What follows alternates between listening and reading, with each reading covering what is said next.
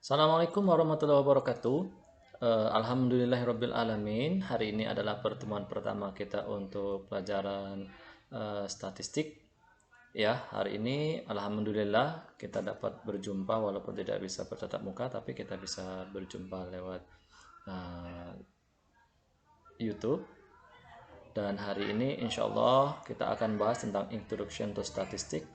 Dan semoga kawan-kawan semua dalam keadaan sehat-sehat saja. Dan jika terdapat kesalahan dan kekeliruan nanti, mohon teman-teman semuanya mengajukan pertanyaan atau melakukan koreksian. Baiklah, kita sebelum proses pembelajaran lebih lanjut tentang statistik ekonomi ini, kita terlebih dahulu mengenal apa itu statistika. Nah, statistika itu adalah mengumpulkan data, mengolah dan menyajikan data, serta menganalisa dan menarik kesimpulan. Itu adalah proses statistika. Ya, statistika adalah proses untuk mengumpulkan data, mengolah dan menyajikan data. Sudah dikumpulkan, kemudian kita olah datanya. Sudah diolah, data itu kita menganalisa dari data olahan tersebut. Kemudian baru kita jalan langkah terakhir itu adalah menarik kesimpulan dari data yang sudah kita peroleh. Nah, statistika versus statistik. Apa itu statistika dan apa itu statistik? Nah, statistika ini ya, statistika ilmu yang mempelajari tentang bagaimana mengumpulkan data, mengolah dan menyajikan data, menganalisa data sampai dengan menarik kesimpulan. Jadi itu adalah statistik. Statistika ya maksudnya ya. Statistika adalah ilmu yang mempelajari tentang bagaimana ya. Pokoknya tentang bagaimana cara mengumpulkan data, mengolah data, menyajikan data, menganalisa data sampai dengan menarik kesimpulan. Itu adalah statistika. Nah, kemudian bagaimana dengan statistik? Sedangkan statistik itu adalah kumpulan data yang berbentuk bilangan maupun non-bilangan yang disusun dalam bentuk tabel dan atau grafik untuk mendeskripsikan suatu kondisi atau persoalan. Jadi, kalau statistika ini adalah ilmu yang mempelajari bagaimana cara mengumpul data, mengolah data, dan sebagainya. Sedangkan statistika ini adalah hasil dari proses statistika. Nah, jadi kumpulan data yang sudah berupa hasilnya. Contohnya itu ada seperti di sekolah itu bagan atau biodata tentang jumlah murid tahun ini, jumlah murid sekian, jumlah murid sekian, tahun 2000 ini sekian jumlah muridnya, itu adalah statistik namanya. Ya, itu bisa tergantung dari sekolahnya, bisa berbentuk tabel atau bisa berbentuk diagram garis. Nanti akan dijelaskan apa itu diagram garis. Nah, kemudian ada yang namanya ilmu statistika. Nah, ilmu statistika ini terdiri dari dua macam, statistika deskriptif dan statistika induktif. Ya, atau boleh dikenal juga dengan inferensial maksudnya. Statistika deskriptif adalah ilmu statistika yang membicarakan tentang penyusunan data ke dalam tabel, pembuatan grafik, dan lain-lain sehingga hanya dapat menggambarkan dan menginformasikan tentang suatu kondisi atau permasalahan tetapi tidak dapat melakukan kesimpulan secara general atau generalisasi. Itu statistik deskriptif. Kemudian ada yang namanya statistika induktif atau inferensial. Adalah ilmu statistika yang dapat digunakan untuk menyimpulkan. Berarti yang inferensial ini dapat digunakan untuk menyimpulkan suatu kondisi atau permasalahan secara general atau generalisasi berdasarkan suatu sampel. Nah, itu dia perbedaannya. Udah kelihatan kan kalau di atas ini yang deskriptif ini tidak bisa menarikkan kesimpulan, kalau induktif ini sudah bisa menarikkan suatu kesimpulan. Seperti itu. Kemudian penggunaan ilmu statistik dalam dunia pendidikan ini ada banyak macam. Ya, saudara-saudara bisa diisi sendiri nanti ini berapa. Nah, itu boleh diisi sendiri penggunaan ilmu statistik dalam dunia pendidikan. Contohnya itu dalam dunia pendidikan apa saja? Banyak contohnya ya. Ini untuk 1, 2, 3, dan 4 ini teman-teman kerjakan di rumah. Boleh cari di mana saja untuk kegunaan statistika dalam dunia pendidikan. Ada banyak ya, tapi saya minta hanya 4 buah. Nah, kemudian kita lanjutkan lagi, populasi versus sampel. Nah, apa itu populasi, apa itu sampel? Nah, di sini populasi itu seluruh anggota kumpulan objek yang lengkap dan jelas yang akan diteliti atau diselidiki. Sedangkan sampel itu bagian dari populasi yang akan diteliti atau diselidiki. Nah, kalau digambarkan populasi seperti ini populasi ya. Ini nama populasi untuk rata-ratanya menggunakan mu dan ini untuk V, kemudian untuk sampelnya menggunakan X bar. Nah, ini sampel X bar, ambil sampelnya memperoleh rata-rata, kemudian P biasa ini dan V-nya itu.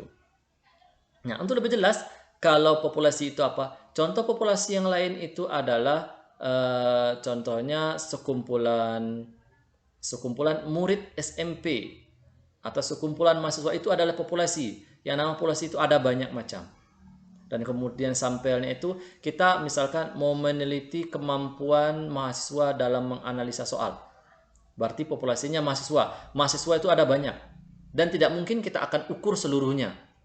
Jadi untuk mengukur kita harus mengambil sampel. Sampel itu adalah sebagian kecil. Misalkan kita ambil di Universitas Jambi 1, misalkan di IAIN Kerinci 1, kemudian di apalagi UNP ada 1, kita ambil muridnya, dan ada banyak lagi. Jadi kita ambil sampel bagian kecil saja yang akan kita teliti.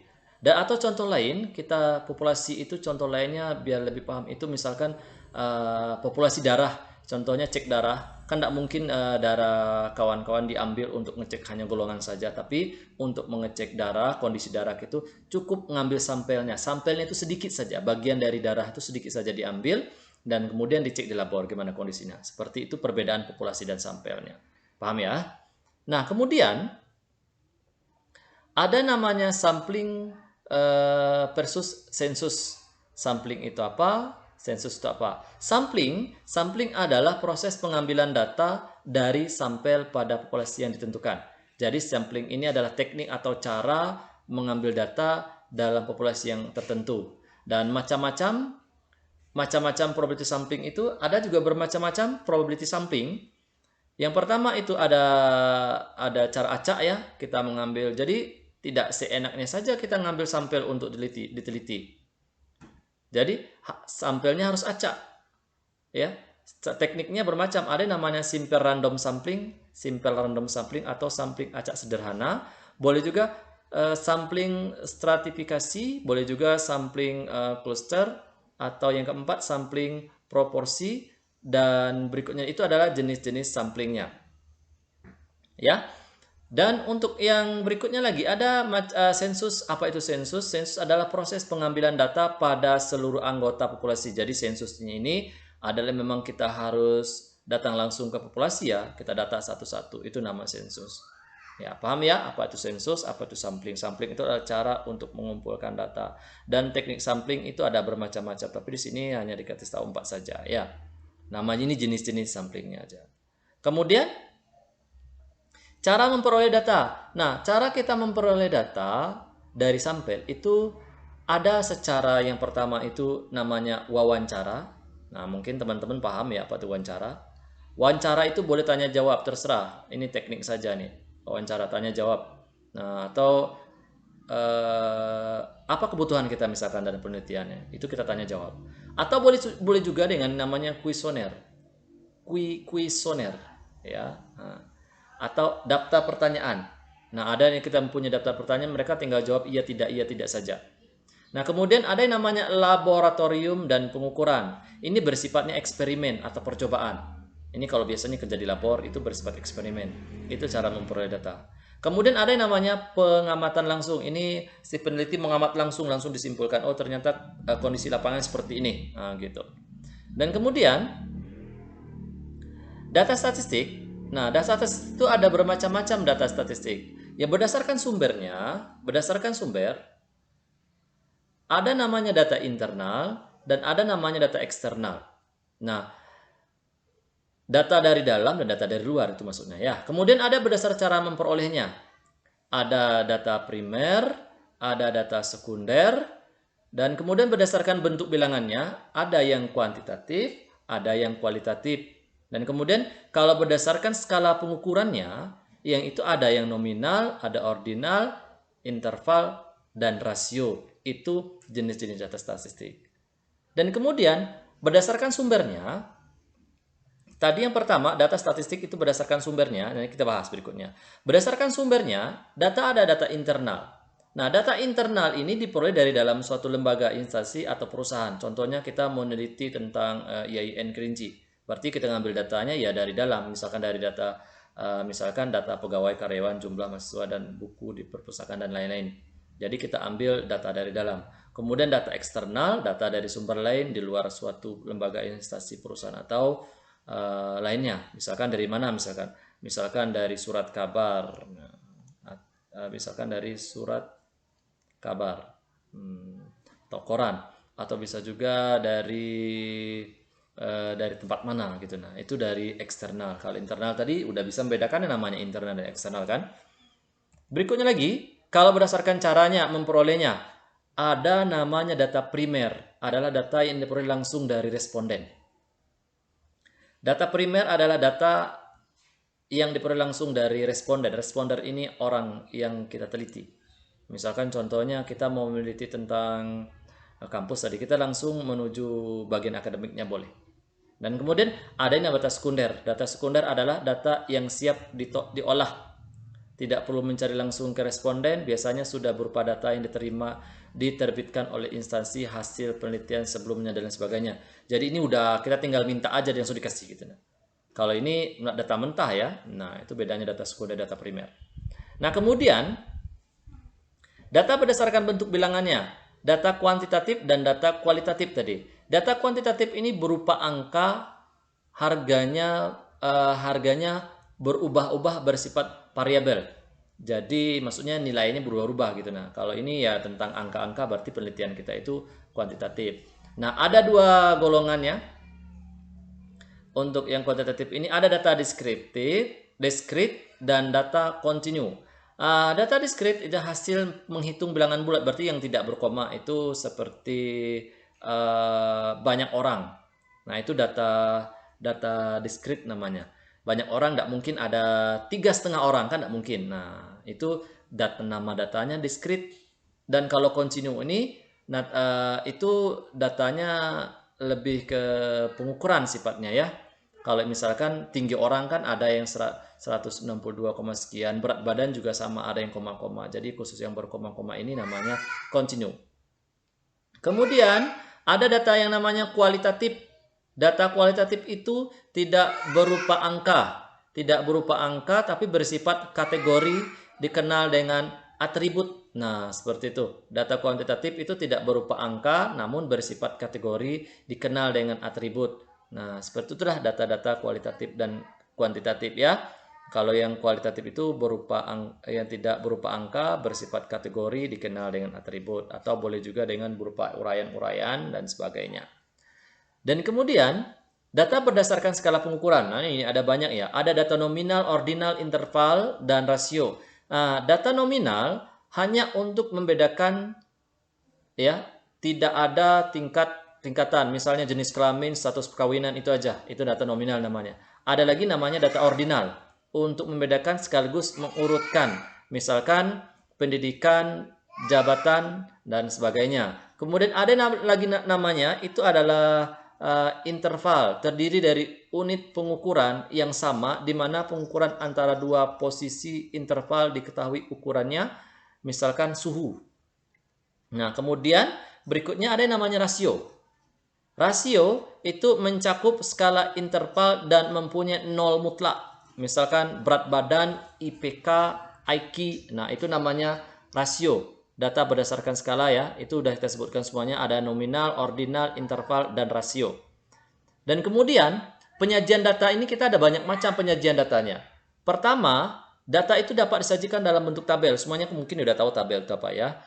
Tabel, yang pertama tabel baris kolom, kemudian tabel kontingensi, kemudian 3 tabel distribusi frekuensi, dan kemudian data ini juga dapat disajikan dalam bentuk diagram. Nah, diagram. Ada namanya diagram Batar, namanya bar chart, kemudian ada nama diagram garis, line chart, kemudian ada namanya diagram lingkaran atau V-chart, kemudian ada namanya diagram lambang. Kalau diagram lambang ya berupa lambang ya. Kemudian 5, ada diagram peta atau kartogram. Kemudian yang keenam, diagram pencar atau diagram titik atau scatter plot. Nah, itu dah jenis-jenis penyajian datanya dapat dibentuk tabel atau diagram. Contoh tabel baris kolom. Nah, ini adalah contoh tabel baris kolom. Jadi tabel itu terdiri dari baris dan kolom aja. Seperti ini ya. Baris, kolom, baris, kolom. Nah, itu makanya dikatakan ini adalah tabel baris kolom. Nah, ini bentuk tabel-tabelnya bisa disajikan seperti ini. Nah, ini misalkan tahun 2001 bulan Januari jumlah uang beredar itu sekitar 738.731. Aktiva luar negeri, aktiva luar negerinya cuma 207.581. Tagihan pada tagihan pada pemerintah adalah ini.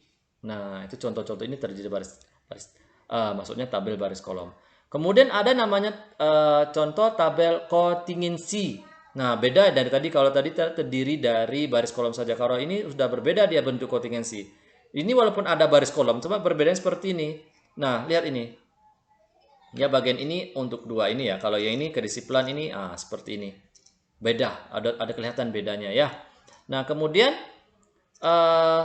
tabel distribusi frekuensi. Nah, ini contoh tabel distribusi frekuensi. Upah ratusan ribu, 3 sampai 5. MI ini nilai tengah, nilai yang berada antara 3 dan 5. Ya, kemudian FI. Kenapa dikatakan tabel distribusi frekuensi? Karena ini ada frekuensinya. Mana frekuensi itu? Ini dia. Ini frekuensinya. Ini frekuensi semua sampai bawah ini, ya. Ini frekuensi semuanya. Dan kemudian ada nama contoh berikutnya lagi adalah diagram batang ya, bentuk seperti batang ini dia.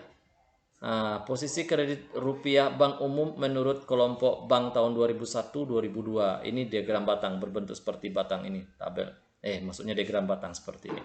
Kemudian ada juga diagram garis. Nah, ini bentuknya seperti diagram garis, ini diagram garis. Ya, berbentuk seperti garis seperti ini. Itulah dikatakan makanya diagram garis. Dan kemudian ada namanya diagram lingkaran. Ya, kalau diagram lingkaran yang berbentuknya seperti lingkaran seperti ini. Nah, ini namanya diagram lingkaran. Yang ini ada keterangannya, ini bermacam-macam ya. Bank umum, berarti ini bank umum. Kemudian yang hitam ini bank pemerintah daerah, ini dia. Kemudian ada bank Persero warna putih. Kemudian yang maksudnya bank Persero ini yang peta-peta. Kemudian ada yang ini namanya bank swasta. Yang ini maaf ya, ini bank swasta namanya. Kalau bank umum ini bank umum, yang ini bank swasta. Kemudian bank pemerintahan daerah warna hitam. Nah, gitu dia. Tadi ada kesalahan sedikit ya. Nah, kemudian untuk diagram lainnya, saudara-saudara semua dapat cari dan lihat di berbagai sumber, itu ada banyak.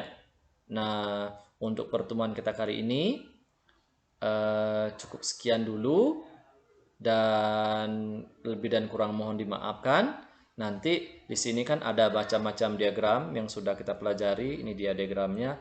Ada beberapa diagram itu yang perlu dicari ya. Kemudian ini kontingensi ini sudah, kemudian ini juga sudah, diagram batang, diagram garis sudah, diagram lingkaran sudah. Nah, coba cari yang namanya diagram lambang itu gimana bentuknya, diagram peta gimana bentuknya, diagram pencar itu gimana bentuknya maksudnya. Jadi antum semuanya, saudara-saudara semuanya silahkan cari untuk bahan pelajaran, dan nanti insya Allah di pekan berikutnya kita akan ketemu lagi dengan materi berikutnya dan dengan materi yang berbeda ya. Sampai ketemu lagi. Cukup sekian, ditutup dengan assalamualaikum warahmatullahi wabarakatuh.